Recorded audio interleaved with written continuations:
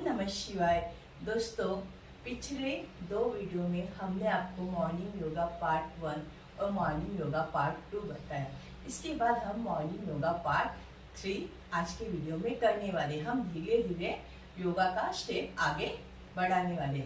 सर्वप्रथम आप इस तरह से वज्रासन में बैठ जाइए और दोनों हाथों की मुट्ठी को इस तरह से बंद कर लीजिए और अंगूठे को खुला रखिए और इस तरह से पेट की नाभि पे रखिए। ध्यान रखिए, पेट के नाभि पे जोर नहीं आना चाहिए। इसे मंडूकासन कहते हैं। जब हम मंडूकासन करते हैं तो हमारा शुगर कंट्रोल में रहता है। जिन्हें शुगर का प्रॉब्लम है, अगर वो यह व्यायाम करेंगे तो उनके लिए बहुत ही फायदेमंद है। सांस अंदर की ओर लीजिए और सांस छोड़ते नीचे झुकिए।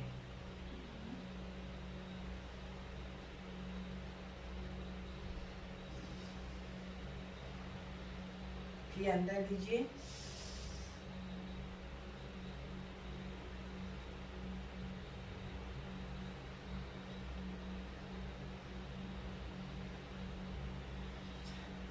नीचे झुकिए।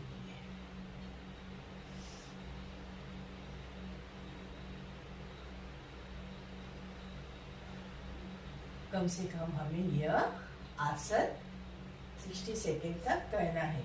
इसके बाद हमें करना है बटरफ्लाई मुद्रा। बटरफ्लाई मुद्रा की इस तरह से दोनों तलवे को आपस में जॉइंट कीजिए और जिसे ऐसा पैर रखने में तकलीफ हो रहा हो और यहाँ पे सपोर्ट के लिए पिलो रख दीजिए और इस तरह से रीढ़ की हड्डी सीधा रखिए। सांस लीजिए और सांस रोकते हुए दोनों पैर को हटाइए।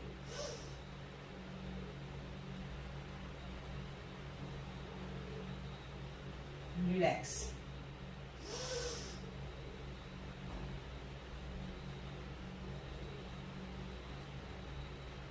रिलैक्स।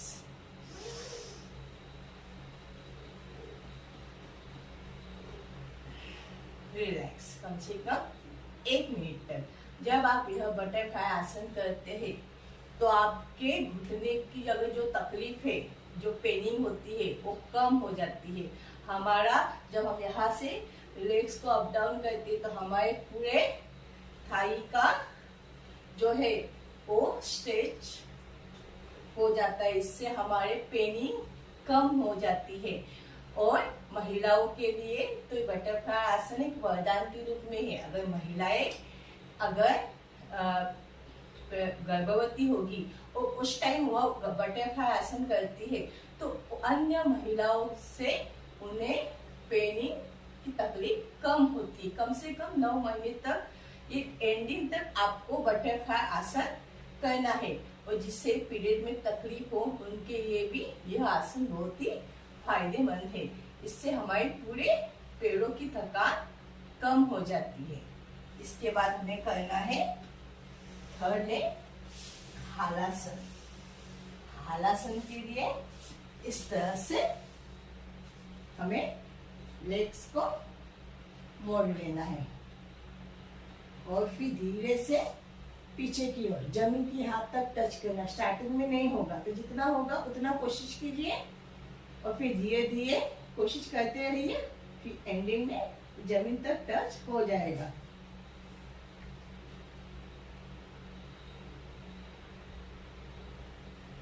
इससे हाइट इंक्रीज होती है, हमारे मानसिक तनाव दूर होता है, शारीरिक थकान भी कम हो जाती है। कम से कम 60 से 30 सेकेंड। और इसी पोज में लेके ऊपर रेस करना है हमें और सर्वांगासन।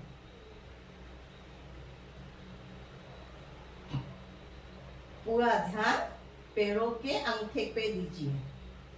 जब हम इस तरह से करते हैं तो हमारे जो पैरों की तलवे की जमी ऊर्जा है हमारे ब्लड के माध्यम से सिर तक जाती है और इससे मस्तिष्क शांत होता है, दिमाग शांत होता है, एकाग्रता शक्ति बढ़ती है।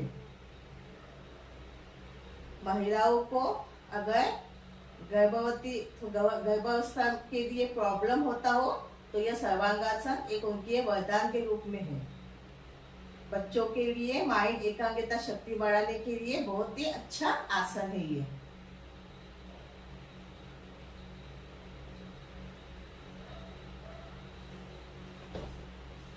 रिलैक्स, कम से कम सर्वांगासन और हलासन करने के बाद 30 सेकेंड तक रिलैक्स में हो जाइए।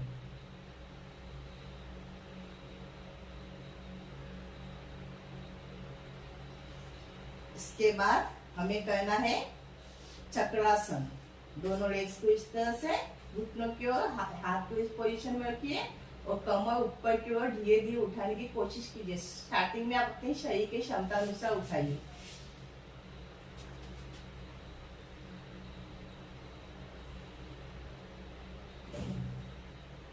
इस शरीर की हड्डी मजबूत होती है और कमर दर्द से मुक्ति मिलती है।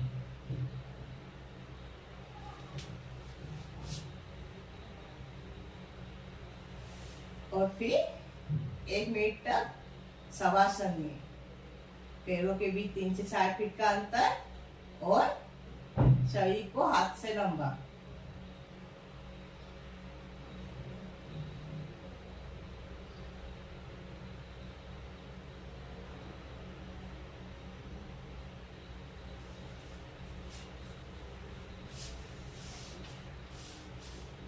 दोस्तों, आज के वीडियो में हमने आपको मॉर्निंग योगा पार्ट 3 बताया कि हमने आपको स्टेप बाय स्टेप बताया कि अगर आप योग आसन स्टार्ट करते तो आप किस तरीके से कीजिए। हमारे पीछे वीडियो में मॉर्निंग योगा पार्ट 1, उसके बाद मॉर्निंग योगा पार्ट 2 देखिए।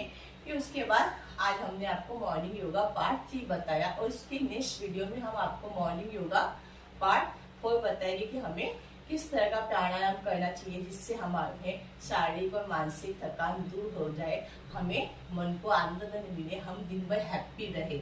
अगर दोस्तों आज का वीडियो मेरा अच्छा लगे तो वीडियो को लाइक, सब्सक्राइब और कमेंट जरूर कीजिए। ओम